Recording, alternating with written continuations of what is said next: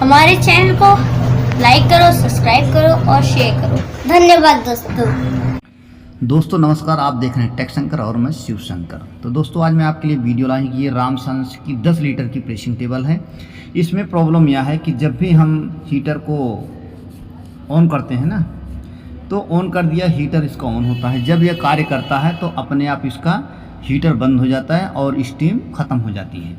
ये जो इंडिकेटर जला है ना, यही बंद हो जाता है, चलते चलते बंद हो जाता है और स्टीम तो बन जाती है, लेकिन उसके बाद फिर ये हीटर ऑन नहीं होता और हम जब इसको ठोकते हैं तो इसका इंडिकेटर फिर जलता है। तो इसी पे यह वीडियो है, पूरी वीडियो हमारी ध्यान से देखना। तो इसमें जब भी प्रॉब्लम होता है, हम कार्य करते रहते हैं तो हीटर चलता रहता है। जब थोड़ी देर प्रेसिंग टेबल चलाते हैं, इसमें वाइब्रेशन होता है तो इसका हीटर बंद हो जाता है, स्टीम बनना ही बंद हो जाता है।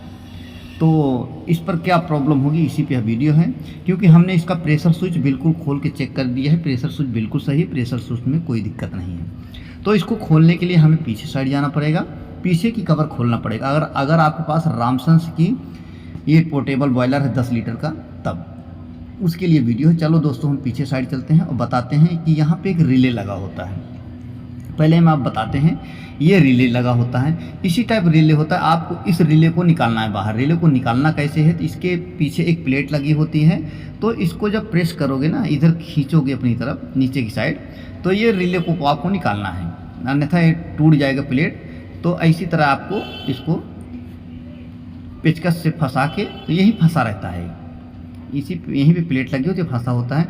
और इसको जैसे खींचोगे ना नीचे की साइड, कुछ ऐसे लगा होता है, तो ये देखो यही लगा हुआ था, मैंने चेंज किया हूँ।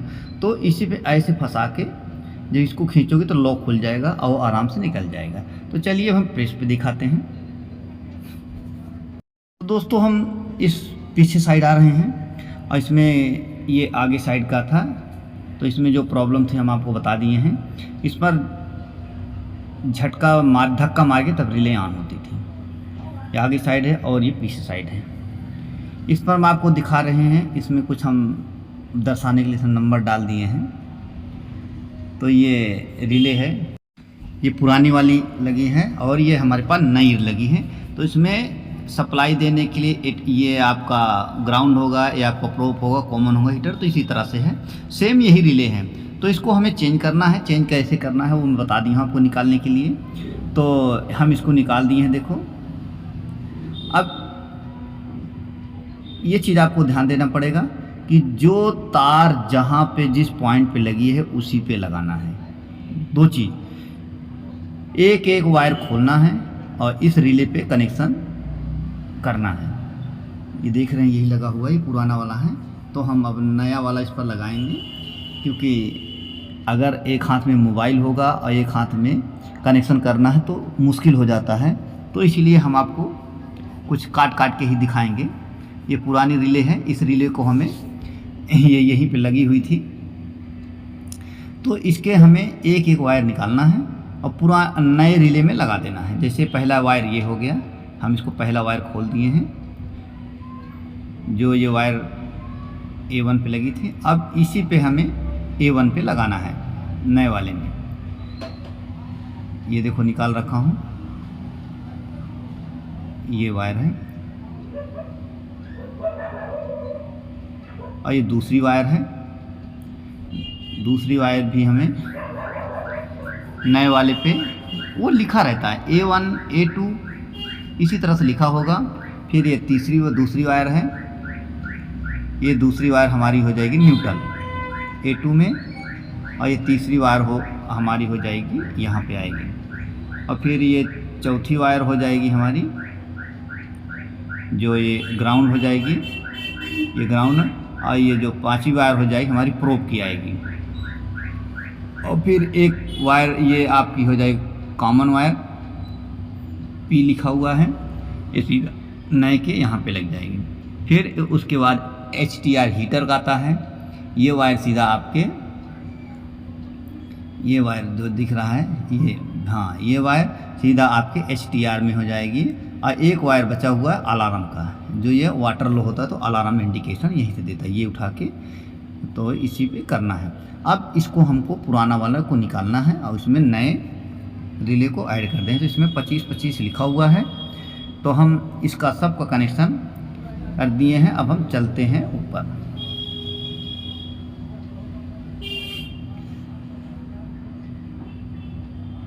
तो इसको बिल्कुल हम लटका दिए हैं।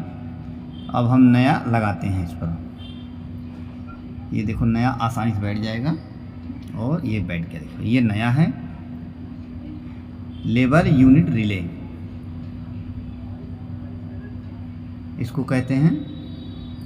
अब इस एक एक वायर निकालने का हम स्थान बना लेंगे बढ़िया से। तो जो पहली वायर होती है हमारी A1 A2, मतलब पहले हम इसको सप्लाई देते हैं रिले को।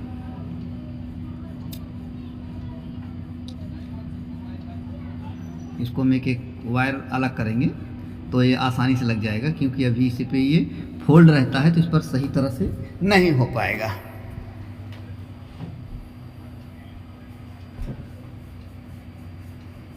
तो चलिए दोस्तों, ये हम इसको अब ये वायर यहाँ पे A1 पे लगा देंगे इसको।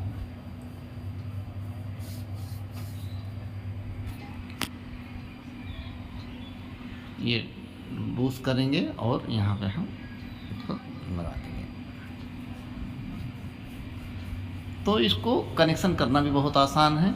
आपको यही ध्यान देना पड़ेगा, जहाँ जिस जैसे होल किए हो उसी तरह से आपको लगाना है।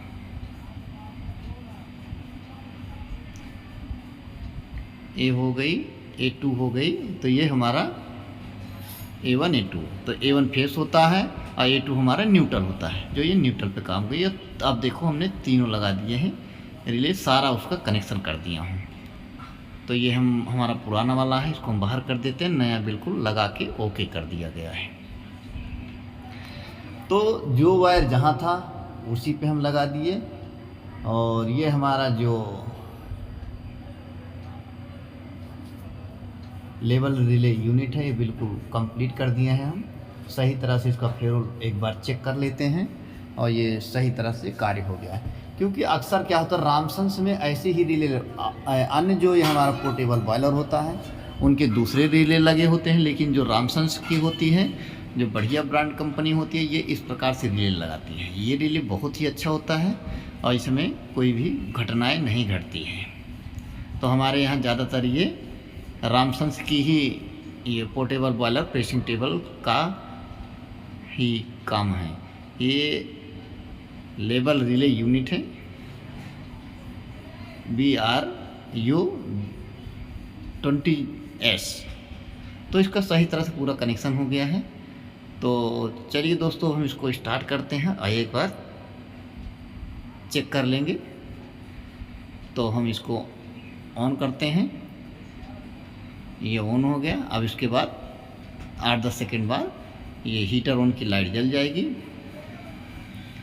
तो ये बिल्कुल सही है।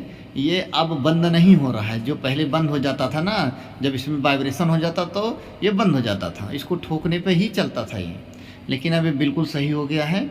इस प्रकार से आप रिले चेंज कर देंगे तो ये सही हो जाए। अब मैं आपको ये दिखाऊंगा कि आखिर ये जो रिले होती है इसमें ख़राब क्या होता है, क्या उसको रिपेयर किया जा सकता। हाँ, आसानी से रिपेयर किया जा सकता है। अगर आप उसके जो अंदर रिले लगी होती है अगर वो मिल जाता है तो इसको रिपेयर भी किया जा सकता है। तो इसमें ज़्यादा खर्चा भी नहीं आएगा। ज़्यादा 250 मेरे ख्याल से 200 रुपये के आसपास की रिले कम में ही मिल जाती है, लेकिन वो मार्केट के अनुसार है। तो आराम से ये इसके अंदर जो एक कंपोनेंट रिले होती है उसको आपको चेंज किया जा सकता है। तो चलिए दोस्तों, हम आपको रिले दिखाता हूँ, रिले को चेंज कैसे रिपेयर कैसे करना है। तो यहाँ पे देखेंगे 6 नट बोल्ट से टाइट होता है। 1 2 3 4 5 6 इन सबको ओपन कर लेना है। क्योंकि रिले में बहुत छोटा सा ही वही रिले ख़राब होता है जो हीटर पे सप्लाई देता है ना, तो वो रिले ख़राब हो जाती हैं। तो वो क्या होता है, उसमें जो पत्ती होती है ना, कंपोनेंट काम नहीं करता तो उसको हम झटका मारते हैं या वाइब्रेशन के कारण बंद हो जाता है, कभी चालू हो जाता है। तो इस प्रकार से ये कार्य नहीं कर पाता है।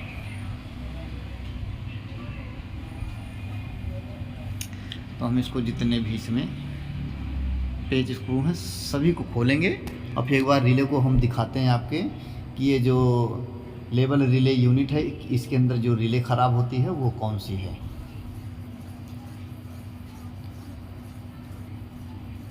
तो दोस्तों अगर आपके पास भी ऐसे प्रेसिंग टेबल है या पोर्टेबल बॉयलर है तो आप कोई भी हमसे क्वेश्चन पूछ सकते हैं, हम आपको जवाब दे देंगे। तो अगर आपको समझ में नहीं आता तो अपना नंबर कमेंट में डाल दिया करें, हम आपसे बात कर लेंगे। तो ये अब हम इसको खोल दिए हैं आसानी से। देखो ये खुल गया। अब यहाँ भी एक इधर साइड देखो एक पेच और कसा होता है, इसे भी हमें खोलना है तो ये आसानी से निकल जाएगा। ये प्लेट इससे हम टाइट करके रखते हैं और ये खुल गया। अब इसको हम इसको उठाएंगे और प्लेट को बाहर निकालेंगे। ये प्लेट बाहर हो गई है। अब देखिए इसमें रिले कौन सा मैं आपको बताता हूँ। ये पूरी प्लेट होती है, ये यहीं पर देखो इसी प्रकार से ये होती है। और इसमें जो रिले होती है तो नीचे साइड रिले है, उस रिले को हम आपको दिखाते हैं। और ये देखिए यही हीटर होता है और यहीं पे हीटर की सप्लाई ये रिले से कट जाती है, लूज हो जाता है या प्रिंट उखड़ जाता है। रिले के अंदर ही कंपोनेंट वो ख़राब होने के कारण फिर वो हीटर को बंद कर देता है, चल नहीं पाता, कभी काम करता है कभी नहीं काम करता है। तो इस प्रकार से यही है। तो आपको ये देख रहे हो ना, एक कॉमन हो गया, एक कॉमन के यहाँ से चलता सप्लाई देता है सीधा। और फिर ये दूसरा हमारा जो बीच में पॉइंट है ये सीधा हीटर पे आता है, हीटर का यही लगा हुआ है। और ये हमारी रिले होती है पूरी। इसी रिले को आपको 12 वोल्ट डीसी का है और इसी रिले को आपको चेंज करना है। अगर ये मार्केट में मिल जाती है आराम से, इसको चेंज करके नया डाल दोगे तो ये आपकी पूरी रिले ख़राब नहीं होगी। तो ये बहुत महत्वपूर्ण ये चीज़ होते हैं। तो हम इसको कई बार चेंज भी किए हैं तो हमारा ये सही भी हो जाता है।